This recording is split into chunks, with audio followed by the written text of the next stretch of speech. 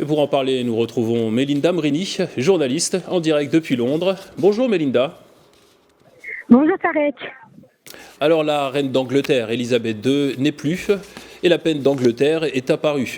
Elisabeth II était particulièrement appréciée par les Britanniques. On imagine donc que la tristesse domine dans le pays.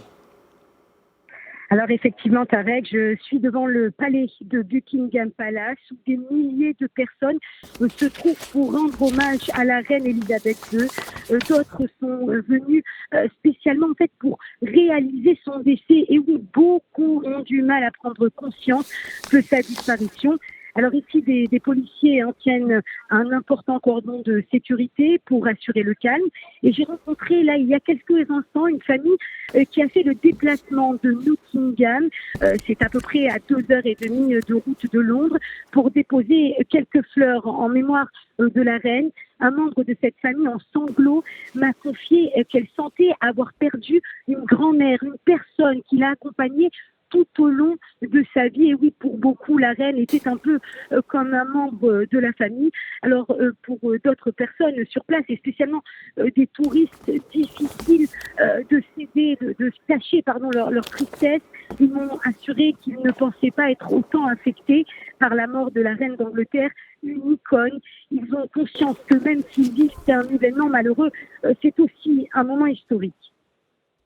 Un moment historique, des funérailles presque familiales, vous l'avez dit. De nombreux Britanniques considéraient la reine Elisabeth II comme une grand-mère. Alors pouvez-vous nous en dire un peu plus sur les funérailles justement, qui se préparent ? Alors, ce que je peux vous dire, c'est que le deuil royal, que l'on doit distinguer du deuil national, débute ce vendredi, sera observé par les membres de la famille royale et le personnel de la monarchie notamment. Nous ignorons encore la date précise des funérailles, mais nous savons que cela se déroulera à l'abbaye de Westminster dans une dizaine de jours autour donc du lundi 19 septembre. La reine Elisabeth sera ensuite inhumée dans la chapelle du château de Windsor. Et puis, sachez qu'aujourd'hui même, à 13h, heure locale, donc ce vendredi, 96 coups de canon seront tirés en plusieurs endroits du Royaume-Uni. 96 coups de canon qui correspondent donc à l'âge de la reine. Quant à Charles III, eh bien, il devrait rentrer à Londres aujourd'hui avec son épouse Camilla, la reine consort. Il rencontrera la première ministre Liz Truss. Cette dernière aura donc rencontré deux souverains en 4 jours du jamais vu.